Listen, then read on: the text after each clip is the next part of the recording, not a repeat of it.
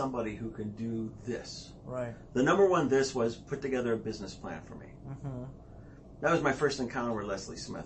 We've got somebody here that needs to put a business plan together. Do you have a student who can help them put a business plan together?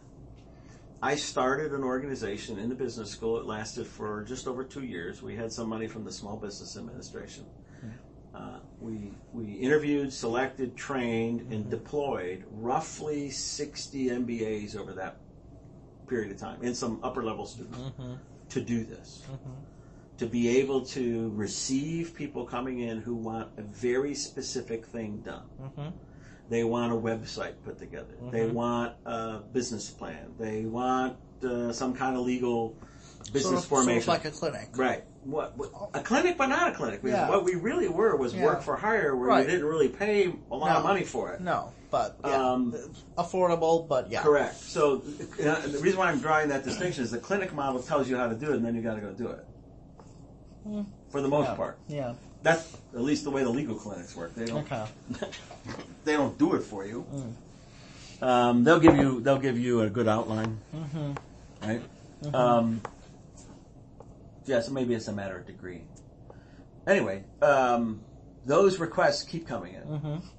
The difference now is a student will walk. So I have an appointment on Friday with a student and his parents coming in from Grand Blanc up in Flint. He's trying to decide what school he wants to go to. He really wants to go here because he already has a business and he wants to grow his business, and so they're going to talk to me. He's coming in as a freshman. Okay. And they'll major in finance, or they'll major in marketing, or they'll major in something that's kind of related to that. But so we're getting requests for talent. That's the way So you got really two kinds of markets here. One is a market looking to be their own boss, be part of a startup, and a market that's asking, do you have students who could do X, Y, Z? Startups, small, local enterprises, something up in Grandmont, Rosedale, or here on Jefferson Ave. Somebody that's when they're buying a franchise, we've given them some advice on that. We work with an outfit called Launch Detroit, which is really different than Launch Detroit. Same name, different operation. Launch Detroit is run by Rotary International. Got that meeting tomorrow. And they work through, you know what the Rotary Club is? Have you heard about that? All right, so they work through their branches, and they try to help people start small businesses. Now, that's the same thing as Tech Town Store, right? In a way. We also work with the Build Institute. The Build Institute's doing a lot of the same things that Tech Town's doing. I've had meetings where I've had Launch Detroit, Build Institute, Tech Town, Doodah Day, all in the room at the same time. Just try to get them to talk to each other about what they do. Because one of my takeaways on what's going on is there's so much overlap. So much redundancy. I have seen small businesses go from door to door to door to door to try to find somebody that's going to open up the magic.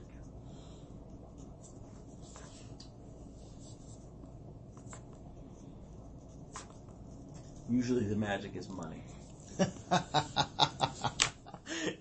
That's not expertise. It's not pitch training. Everyone does pitch training. Right. That's fine. Don't worry about that. Yeah, give you more space. Well, and pitch training is, it's the fashion du jour. It is. Competitions are part of the fashion. Did you gotta get that? No, that's fine. Competitions are part of the fashion du jour. Pitch training, yeah. And on that journey I just shared with you, somewhere in there I got really fixated on, and pretty early on, fails and flops. I mean, I mentioned early on in this discussion, restaurants. This is a deadly business. Yeah. I had, the researcher part of my brain always is interested in why. Why all the failures? Why all the flops? And I've seen I've actually challenged it. You might have seen something on Twitter and called me out on it. I've challenged the embrace your failure culture. You don't like the failure wall? Yeah, I don't, I mean, I get it, but I don't get it because, and this is also the educator in me. I mean, I have really dug deep into reasons for failure. You know, how does somebody get that far into it? Second mortgage, the kids' college fund. How do they get that far into it and fail? It's not because they didn't persist. It's because they persisted that they got that far into Without doing the research. Yeah. And you know, and I know based on not just 25 years ago, but 10 years ago and 5 years ago, there are some identifiable. It's almost like a DNA marker.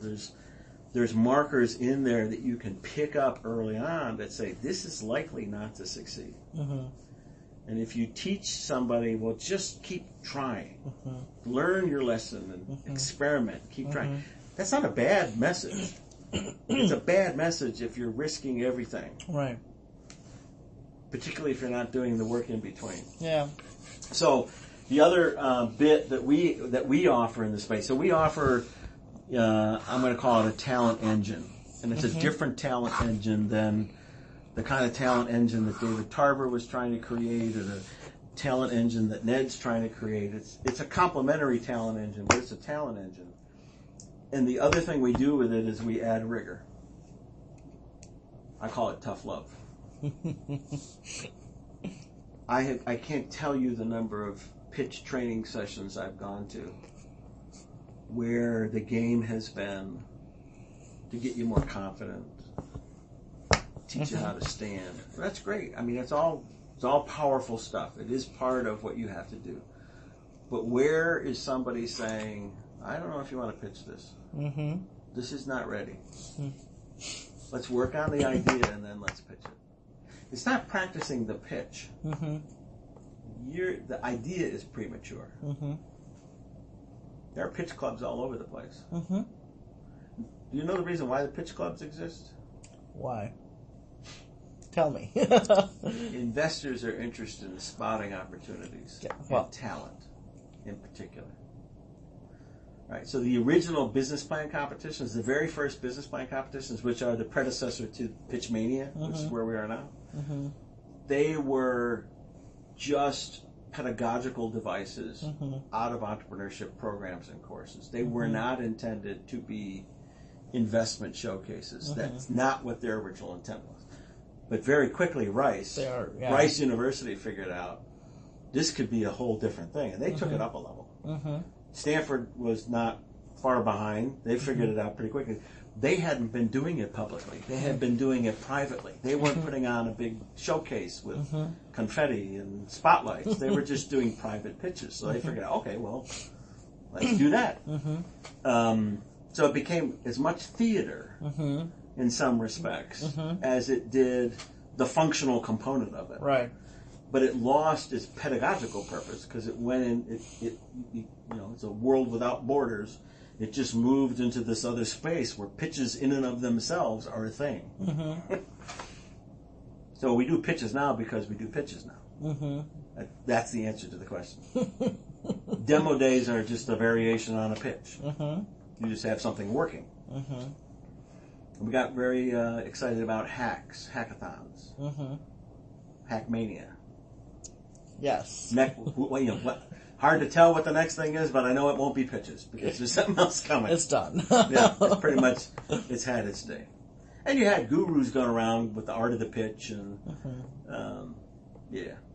So, I mean, it's obvious you have your fingers in a lot of different pies, sweet and savory. Too many pies.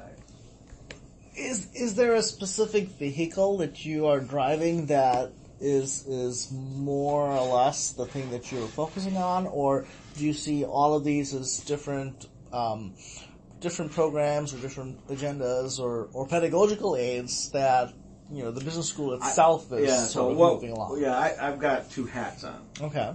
I have a hat on as the E&I program director in the business school, and the vehicle there is a university-wide interdisciplinary program, a certificate program, that was designed to have the lowest possible barriers to entry.